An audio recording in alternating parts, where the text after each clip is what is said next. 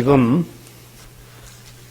여러 주를 통해서 우리가 500년 전에 있었던 유럽의 종교개혁의 역사를 계속 살펴보고 있습니다. 유럽의 이 종교개혁이라고 하는 것은 정말 인류 역사, 기독교 2000년 역사의 획기적인 사건 중에 하나가 바로 이 종교개혁이라고 하는 사건입니다. 그래서 이 종교개혁으로 말미암아 이 가톨릭 교회에서 새로운 개신교들이 생겨나게 되는데, 이 500년 전에 최초의 루터라고 하는 사람이 종교개혁을 시작을 했고, 그 다음에 루터와 동시대인이었던 쯔빙글리가 스위스 쥐리히에서 종교개혁을 일으켰으나 중단을 당하고 맙니다. 그 다음에 이들 두 사람들보다 한 20년 뒤늦게 스위스 제네바에서 칼빈이라고 하는 분이 종교개혁을 완성을 합니다. 오늘은 이 프랑스인 칼빈이 스위스 제네바에서 종교개혁을 성공하게 된 과정과 그에 대한 후세인들의 평가를 정리를 해보고, 오늘 우리는 이런 과거사를 통해서 우리는 어떻게 우리가 감당하고 있는 이 교회를 바로 섬길 것인가를 참고 삼을 수 있도록 그런 과거 역사를 한번 살펴볼 수 있는 귀한 시간이 되기를 바랍니다. 먼저 이 칼빈이라고 하는 사람이 출생과 교육의 과정을 우리는 좀 알 필요가 있어요. 이 칼빈이라고 하는 사람은 프랑스 파리에서 북동쪽으로 한 약 100km 떨어져 있는 느용이라고 하는 곳에서 변호사의 넷째 아들로 태어납니다. 그런데 이 아버지가 이 변호사이면서 이 성당 참사의 고문 변호사였기 까닭에 이 성당 재정에 많이 관계를 하고 있었어요. 그래서 이 아버지가 변호사이면서 성당의 재정에 많이 관계하고 있기 까닭에 이 어린 아들 칼빈에게 사제들에게만 지급될 수 있는 성직록을 받게 해줍니다. 이게 사실 불법이죠. 그런데 이 사제가 아닌 이 칼빈을 11살 먹어서 파리로 내보내가지고 12년 동안 성직록이라고 하는 이 사제들이 받는 그 생활비를 가지고서 공부를 하는데, 한 12년 동안에 4개 대학을 공부를 합니다. 라마르세 학교에서 라틴어와 문장력을 배우고, 몽테기 대학에서 문학을 배우고, 오를리앙 대학에서 법률을 배우고, 왕립 포르테 대학에서 헬라어와 히브리어와 고전어를 공부를 한 다음에, 이렇게 4개 대학에서 공부를 한 다음에 23살 먹은 칼빈이 1532년에 법학 박사가 됩니다. 그런데 이렇게 자기 아들에게 사지만이 받는 성직록을 지원해 주도록 한 아버지는 성당의 재정을 부정하게 사용했다고 하는 혐의를 받고 이단으로 출교를 당합니다. 그래서 병석에서 고생을 하다가 칼빈이 공부를 다 마치기 직전에 세상을 떠나게 됩니다. 이렇게 공부를 많이 했던 칼빈이라는 분이 언제 개혁자가 됐는가 하는 것이 중요합니다. 이 칼빈이 이 주석이라든지 수많은 책들을 많이 썼는데, 내가 어느 때에 구원을 받았는지, 내가 어떻게 거듭났는 건지, 내가 어떻게 주님을 영접한 것에 대한 얘기는 전혀 근거가 없고 기록을 남기지를 않았습니다. 그런데 이 칼빈이 개혁자로 등장하기를 되는데, 이 칼빈이 어떻게 해서 개혁자로 등장하는가, 이거는 역사 속에서 확실하게 드러나고 있습니다. 이 칼빈이 대학을 졸업하고 났을 때에 그때에 이제 여러 대학 중 가운데 몽테규 대학의 동문이었던 니콜라스 콥이라고 하는 사람이, 이분이 하나의 가문의 왕손으로서 일찍이 대학의 학장으로 취임을 합니다. 그런데 이 대학의 학장이 어떤 전통이 있느냐고 하면, 학장은 매년마다 전 교수들과 학생들 앞에서 자기의 신앙과 이 학교의 비전을 연설문으로 발표를 하는 전례가 있어서, 이 니콜라스 콥이라고 하는 사람이 칼빈에게 내가 학장으로 연설문을 내가 발표를 해야 되겠는데 이 연설문 원고 좀 써달라. 그래서 이제 칼빈은 그 연설문 원고를 써줍니다. 그 내용이 뭐냐고 하면 마태복음 5장 3장에 나오는 심령이 가난한 자는 복이 있나니 천국을 소유한다. 이 주제를 가지고서 설명을 합니다. 그래서 이 연설문 내용은 뭐냐면, 심령이 가난한 자가 천국 소유한다고 하는 이 말 속에 보면 가장 중요한 것이 뭐냐고 하면 마음의 문제고 심령이 중요한 거지, 행위로 구원받는다 또는 공적이 구원받는다, 이거는 완전히 이단이고 이거는 미혹자고 사기꾼이다. 이 가톨릭 교회가 지금 공적이 구원받고 행위로 구원받는다는 얘기를 아주 직접적으로 이 연설문에다가 비판을 합니다. 그래서 이 칼빈이 써준 연설문을 그대로 학장이 전 교수들과 학생들 앞에 발표를 함으로 말미암아 이게 큰 난리가 일어납니다. 왜냐하면 정부 당국자는 자기들보다도 한 20년 전에는 독일에서 루터의 종교개혁으로 말미암아 독일이 국론이 완전히 둘로 쪼개져 버렸어요. 그리고는 또 같은 스위스에서 제네바에 있는, 쭈리히에 있는 그 쯔빙글리가 종교개혁을 해가지고 케펄 전쟁으로 인해가지고 가서 국민이 완전히 카톨릭하고 개신교로 갈라져 버렸는데, 지난주 말씀드렸죠. 그런데 이런 그 개혁 바람이 우리 프랑스에도 들어온다고 하는 건 이건 큰 위험의 요소다. 그래서 이 왕과 학교 당국이 이 니콜라스 콥을 체포를 하고 또 아울러 그 연설문이 기고자가 누군가를 탐색을 해보니까 칼빈이 썼다고 그러니까 체포령을 내립니다. 이때 이 소문을 미리 알았던 이 니콜라스 콥이라고 하는 이분은 이제 미리 선수를 쳐가지고 가서 해외로 도망을 가버리고, 칼빈도 자기가 이제 붙잡는다고 하는 이런 체포령이 내렸기 때문에 무서움을 무릅쓰고서는 포도원 농부로 가장을 하고 그리고는 도망을 다니게 됩니다. 그런데 이 정부 당국의 체포령에 의해서 어떤 개혁 성향이 있는 사람들을 체포를 하다 보니까 엉뚱한 사람들이 막 잡히는 거예요.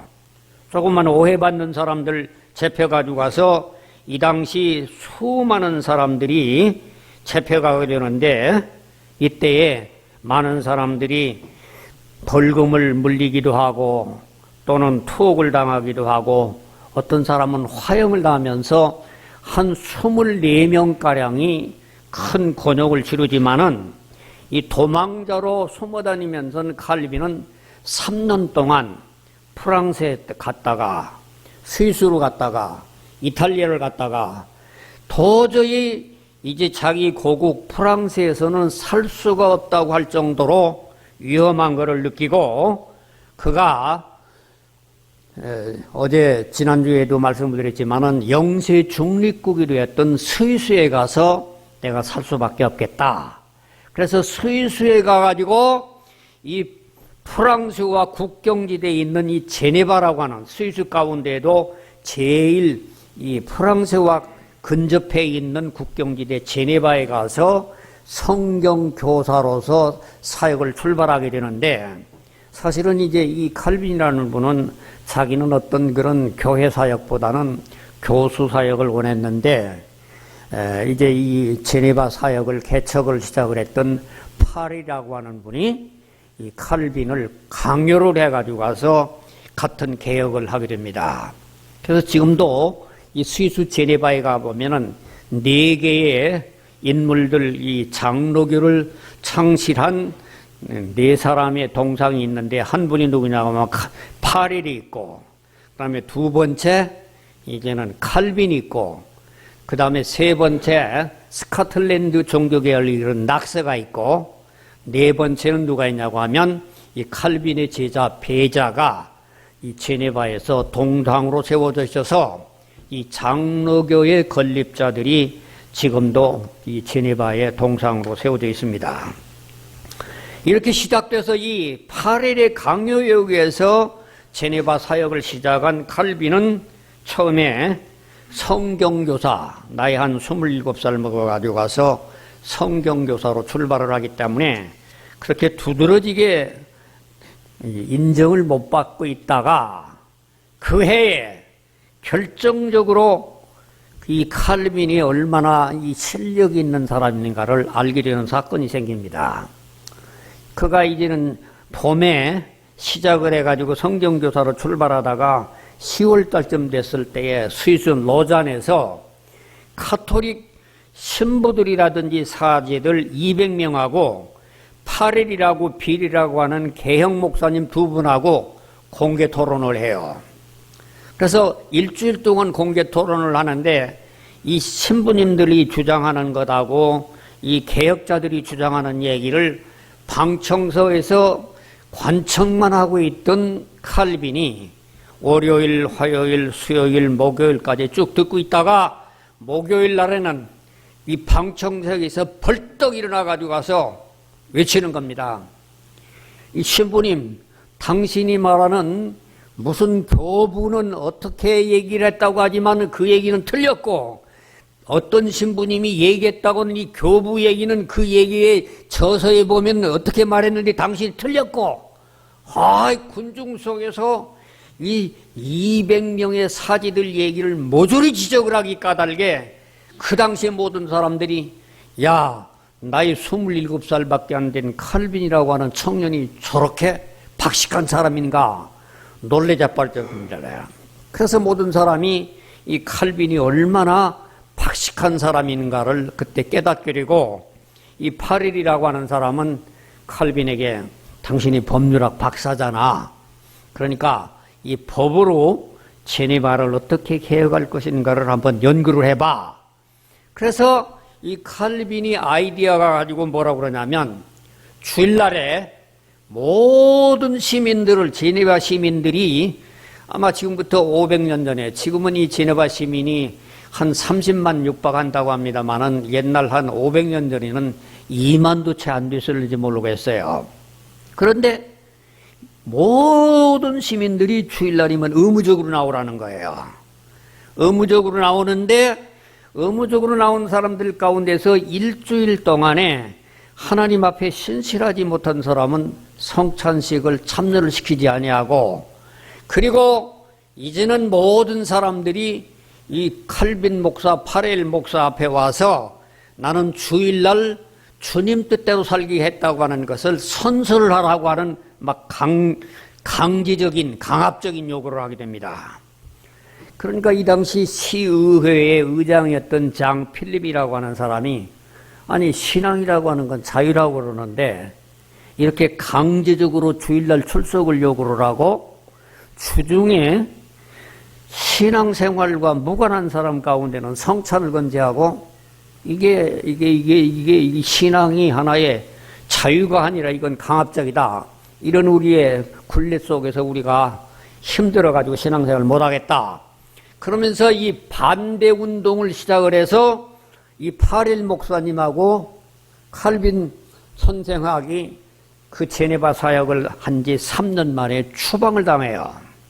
그래서 제네바 1차 사역은 칼빈이 실패로 말미암아 그 다음에는 어디로 가느냐고 하면 스트라스부르라고 하는 남쪽에 있는 프랑스가 아니라 저 북쪽에 독일과 프랑스가 서로 국경이 왔다 갔다 하는 스트라스부르에서 프랑스 난민들이 한 400명이 살고 있는 곳에 가서 목회자로 이제는 전근을 하게 됩니다. 그때에 이 칼빈은 주일 설교에 자유롭게 설교를 하고 또 수요일 날 설교를 하면서 이 종교개혁이라고 하는 것을 어떻게 해야 되느냐고 하면 자기가 카톨릭에서 자랐기 까닭에 저 독일에 있었던 루터라고 하는 사람이 20년 전에 종교개혁을 했던 그 모습이라든지 쩌빙글리가 했던 모습을 본받아가면서 자기 나름대로의 새로운 목회를 아주 재밌게 하고 있었어요. 그리고 그 당시 스트라스부르에 있는 대학에 가서도 주간에 강의도 하면서 이때에 나이 32살 먹었던 칼빈이 세 자녀를 가진 과부 여자하고서 첫 결혼을 합니다. 그러니까 이 칼빈은 32살 먹어서 자기보다 연상의 세 자녀가 있는 과부하고 결혼을 해가지고 가서 겨우 9년을 살고 이 여자가 너무 몸이 약해가지고 먼저 죽어요. 그래서 칼빈은 15년 동안을 독신 생활을 합니다. 여하간에 이 스트라스부르에서는 칼빈이 너무 좋게 즐겁게 목회를 하고 있는데 이제는 뭐가 문제가 생기냐면 자기를 추방했던 제네바라고 하는 도시가 세 파로 나누어 가지고 가서 이 의회 200인 국회의원들, 시의원들이라는 사람들이 그냥 싸우는 건데 한 판은 못 파냐고 하면은 정부파, 하나는 가톨릭파, 하나는 개혁파, 이 세 개가 서로 팔을 나눠 가지고 가서 서로 싸움을 하는 거예요. 정부파는 뭘 주장을 하냐면 우리도 빨리 저 스위스의 다른 캔톤들 마냥 우리도 자치제를 실시해야 되니까 빨리 우리가 자치제를 실시하자는 이런 정부파. 그런데 이 가톨릭파는 뭐라고 그러냐면 그래 우리가 자치제를 실시를 하되 우리는 이 가톨릭이 신앙을 중심으로 한 전통을 가진 가톨릭으로 개혁을 하자. 그런데 이 파렐이나 칼빈이 했던 이 개혁파라고 하는 사람들은 아니다. 우리는 가톨릭을 떠나가지고 가서 개혁교회로 우리가 이 제네바를 개혁한다. 이 세 파가 싸우느라고 도무지 질서가 잡히지 않는 가운데에 어떤 일이 벌어지느냐고 하면 사돌리토라고 하는 추기경이 제네바 시의회에다가 공개 편지를 보내요. 이제 사돌리토라고 하는 추기경이 제네바 시의회에다가 보낸 이제 그 공개 편지의 내용은 뭐냐고 하면 우리 가톨릭이라고 하는 데는 1500년이라고 하는 역사를 가져서 이 1500년 역사 속에서 모든 전 세계 사람들이 다 인정을 받는 공인된 종파다. 거기에 반해서 개혁교회라고 하는 거는 25년밖에 안 됐기 까닭에 이거 역사성도 없고 이게 어떻게 잘 될런지 어쩔런지 불안한데 왜 너희들이 개혁교회로 가려고 그러냐? 우리 전통이 있는 가톨릭 교회로 돌아와라. 그러는 편지를 시의회에다 보냈는데 시의회에서 있는 어떤 제네바에 있는 목사들이라든지 다른 목사들한테 그 편지를 보여줘도 그 편지에 대한 답장을 쓸 만한 사람이 없었어요. 그래서 이때에 개혁파들이 저 스트라스부르에 있는 칼빈에게 부탁을 합니다. 이런 편지를 받았는데 어떻게 우리가 답변을 써줄 것인 건가?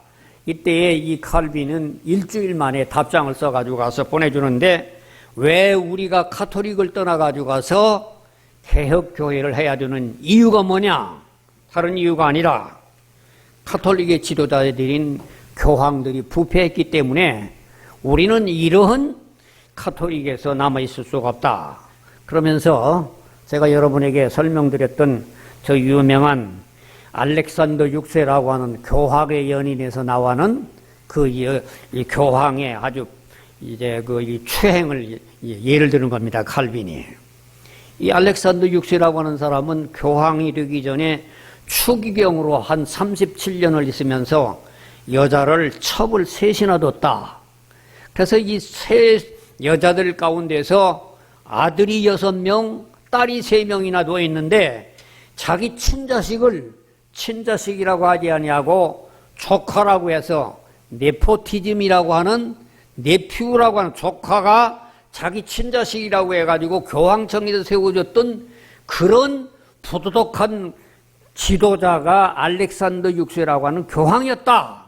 뿐만 아니라 이 알렉산더 교황이라고 하는 사람은 지금 이제 12월 달에 이 교황청에다가 이 노마시에 있는 창녀들을 50명을 불러다 놓고 그냥 나체 춤을 추고 난 다음에 섹스 파티를 이뤘던 이런 사람이 지도자였는데 이런 사람들 믿는 그런 사람들 지도자에게서 우리가 카톨릭에서 머물러 있어야 되느냐?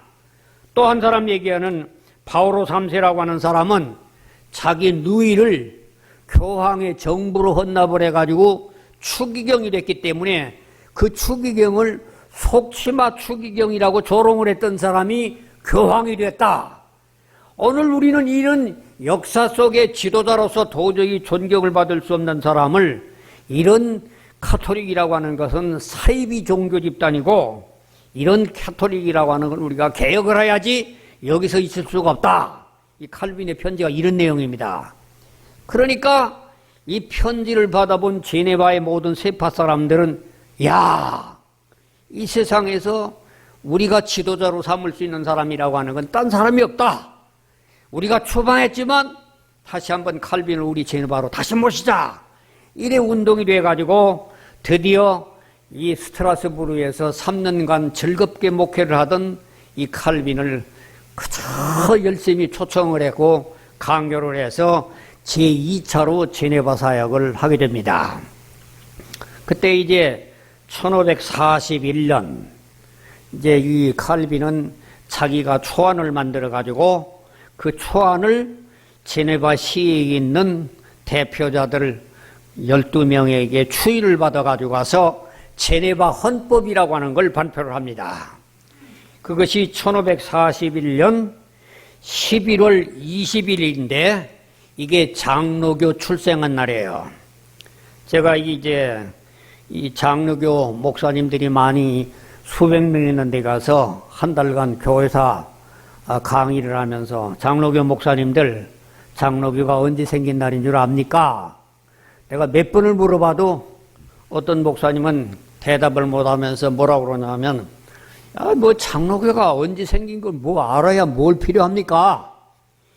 장로교가 한국의 대장자교단이면 됐지 그 무슨 언제 생긴 거 알아야 뭐 합니까? 그런 무식한 소리를 하던데 여러분 이제 이 장로교 출생 날짜는 1541년 11월 20일 날 칼빈이 제네바 헌법을 통해 가지고 가서 그 제네바 헌법에서 만들어진 것이 교회법과 치리법이라고 하는 두 가지 핵심의 내용입니다. 오늘 저는 이제 이 내용을 좀 더 구체적으로 설명을 드리면 교회법이 뭐냐? 교회법이라고 하는 것은 칼빈은 성경에 있는 것을 근거로 해가지고 여러분 한번 성경 한 번씩 찾아봤으면 좋겠어요.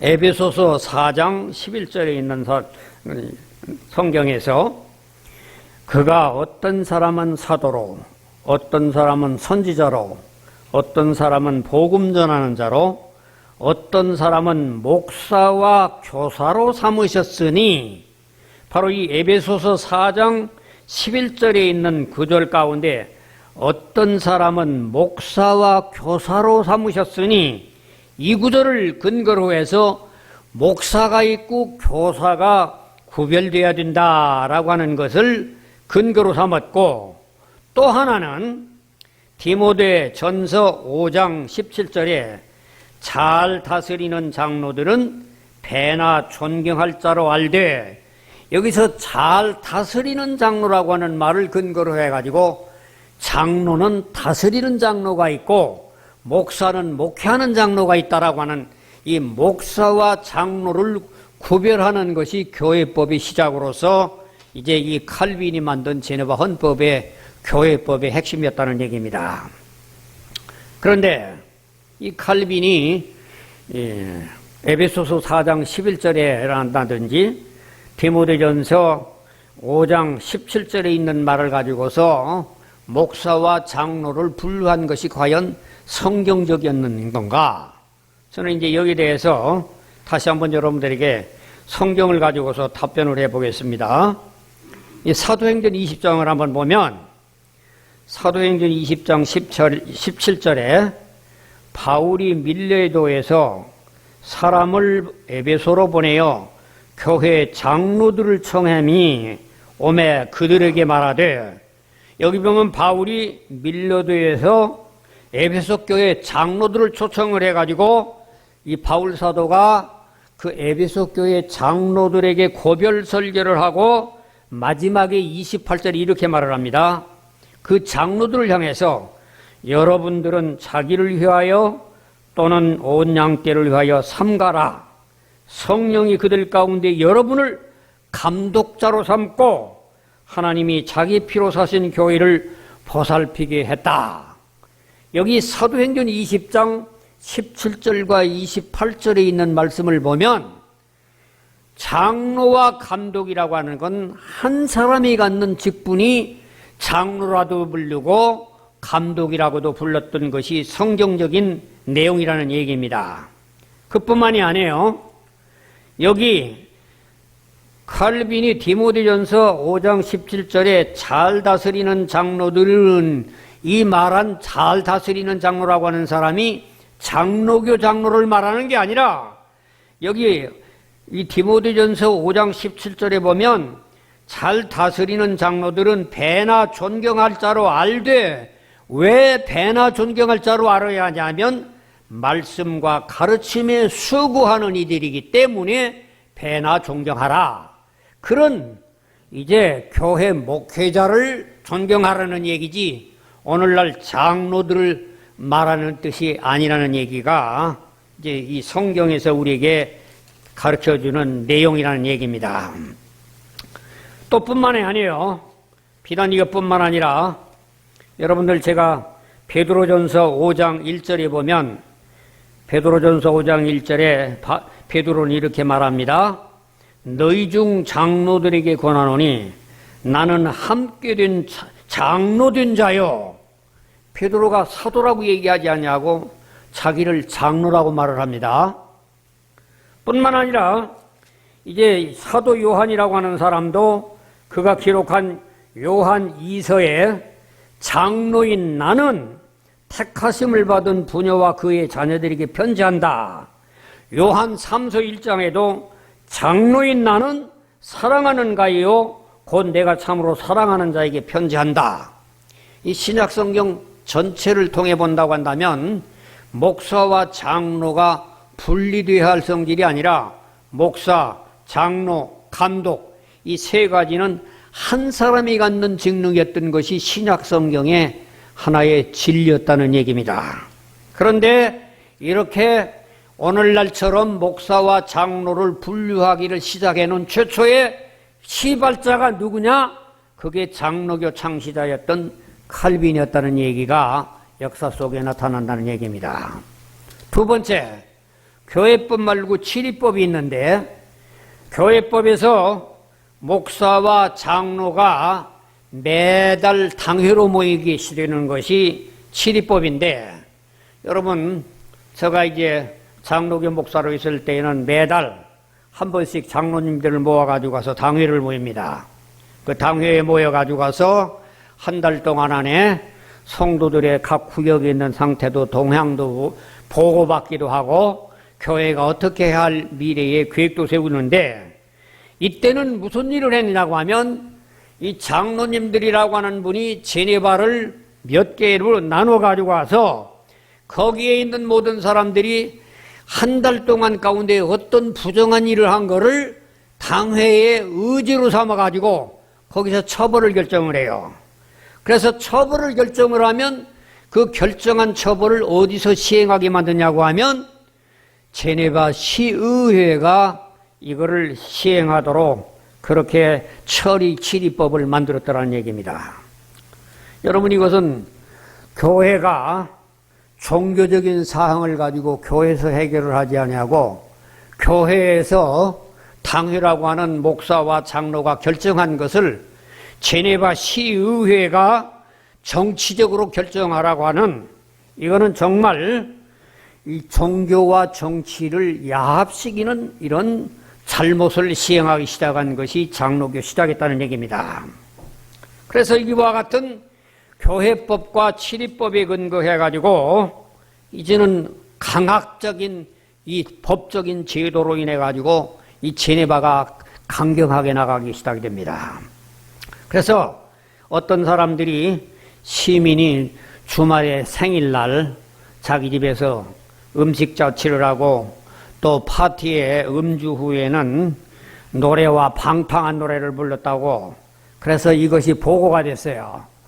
그러니까 이 당에서 어떤 결정을 했느냐고 하면, 이 거룩하게 살아야 할 신민이 참 방탕한 노래를 부르고 술 취해 가지고 가서 이웃에게 부도덕한 일을 했다. 그래가지고 3개월간 추방명령을 내립니다. 또 어떤 시민이 칼빈이 설교하는 시간에 웃었다고, 참 그 주의 종이 하나님의 말씀을 하는데 웃어? 그랬다고 그 웃은 사람을 갖다가 그 당회에서 결의를 해가지고 가서 구류를 3일간 치릅니다. 또 어떤 소년은 자기 어머니를 때렸다고 하는 것이 보고가 되니까 당회에서 어떤 결정을 하느냐고 하면, 이런 5계명, 부모를 공경하라고 하는 이 계명을 어기했으니까 때려쳐가지고 가서 즉사하게 해서 이 자기 어머니를 때린 이 소년을 죽게 만듭니다. 상습도박자에게는 벌금을 매긴 후에 나는 상습도박자입니다 라고 하는 죄파를 달고 제네바 시의회를 돌게 합니다. 그러니까 이 시민들이 이런 제네바의 모든 시가지가 공포 분위기 속에서 살리니까 막 아우성이 들끓기 시작을 합니다. 그러는데도 전혀 제네바 헌법 가지고 와서 그냥 강행을 시작을 하니까 시민들이 어떻게 반발을 해요? 개에다가 개 이름을 뭐라고 하냐면 칼빈이라고 이름을 줘요. 이 칼빈 개새끼, 칼빈 개새끼. 그러면서 이 개 욕을 하면서 그런 시민들이 생기는가 하면, 그래도 안 들으니까 이 칼빈이 사는 주택에다가 밤에 50번 이상 야광불을 터뜨려가지고 밤새도록 잠을 못 자게 하는데도 끄떡하지를 않아요. 계속 강편일로입니다. 그리고는 신학 토론회가 매주 있어서 자유롭게 우리가 이 설교가 끝난 다음에 질문을 자유롭게 응답하고 있는 그런 것처럼 신학교 토론을 하는데 의사가 그 모여가서 이 칼빈이 예정론이라고 하는 것이, 내가 생각하기는 그거는 성경적인 예정론이 아닌 것 같습니다. 그거는 숙명론이지 성경의 예정론이라고 하는 게 그런 게 아닙니다. 예정론을 안 믿어? 그래가지고는 이제 볼색이라고 하는 의사를 추방령을 내려가지고 이제 이 사람이 카톨릭 신자여서 개혁자였는데 다시 추방을 내리니까 카톨릭으로 돌아와서 일생 동안 칼빈의 약점을 저수를 해가지고 공격을 하다 죽게 만듭니다. 또 제네바 대학의 교수였던 어떤 사람이 칼빈이 믿는 성서 영감론을 안 믿는다고 파직을 시켜서 추방을 보냅니다. 그리고 스페인 출신의 의사 세르베투스라고 하는 사람이 삼위일체를 믿지 않는다고 해서 공개적으로 화형을 시켜 죽여버립니다. 그렇게 해서 공식적인 기록에 의하면 1542년부터 46년까지 5년 동안 안에 칼빈이 당회의 결정에 의해서 사형으로 죽은 사람이 58명, 그리고는 칼빈에 의해서 제네바에 추방당한 사람이 76명이라고 하는 이런 어마어마한 독재 정치를 하게 됩니다. 그러니까 시민들이 어떻게 해요? 도저히 이 제네바에서 살아남으려고 한다고 하면 칼빈이 교회와 제네바 시의회를 장악하고 있기 까닭에 여기서 살아남으려고 하면 우리가 타협을 할 수밖에 없다.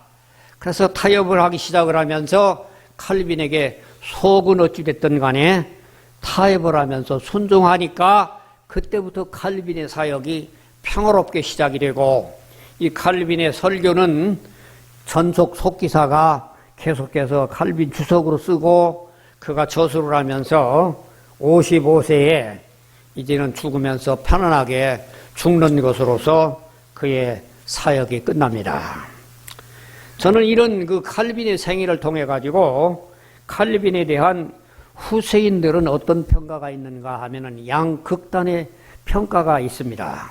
한마디로 칼빈의 기독교 강요역에서 영향을 받았던 모든 칼빈주의자들은 완전히 칼빈의 찬양과 칼빈의 우상에 완전히 빠져 있어 그래요.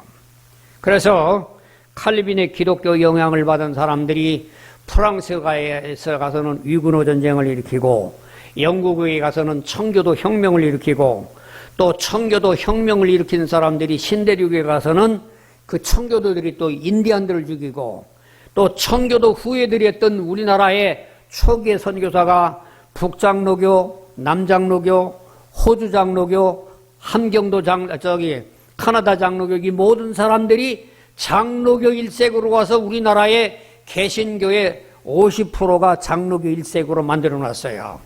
그래서 이 사람들은 전부가 이 칼빈이 잘했다고 하는 글을 썼던 모든 사람들의 얘기만 정보만 듣지 칼빈이 잘못했다는 이런 내용은 전혀 학교에서도 알려지지도 않고 알려고도 하지 않냐고 알지도 못하기 때문에 이 칼빈에 대한 평가가 잘못되어 있는 것 가운데 있는데 이 교회 역사 가운데는 전혀 또 다른 이 칼빈에 대한 부정적인 평가를 하는 역사가 나타나기 시작하는 건데 이제 그걸 근거로 한번 말씀을 드리면 이 칼빈이 죽고 난 다음에 한 350년이 됐어요.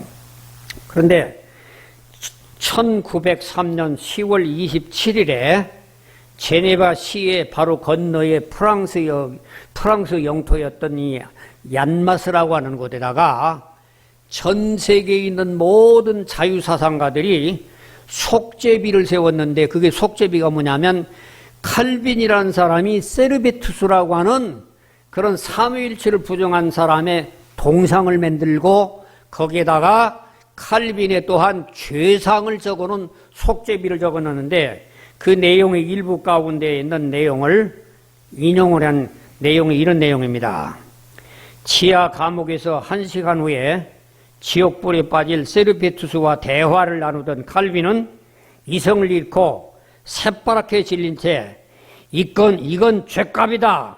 이 고집불통의 불안당아 불 속에서 저주를 받아라 하는 외침을 끝으로 그와 이승에서 마지막 만남을 마무리했다. 이런 내용이 그 속죄비 비문 가운데에서 지금 전송돼서 전 세계에 알려지고 있는 그런 하나의 비판적인 시각이 있어요. 그런가 하면 우리나라의 이화여대에서 교수를 하고 이분이 에모리 대학에서 공부를 하고 그리고 이제 이화대학에서 교수 노릇했던 조찬선이라고 하는 분이 기독교 죄악의 역사라고 하는 책을 상학원으로 썼어요.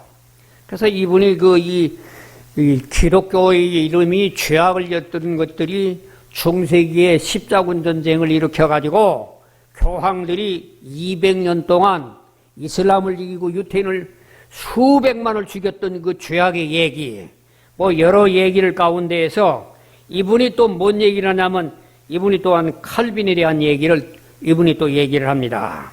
그러면서 칼빈이라고 하는 사람이 과연 구원을 받은 그리스도인인가? 라고 하면서 칼빈은 구원을 받았는가? 그러면서 이런 내용을 얘기합니다.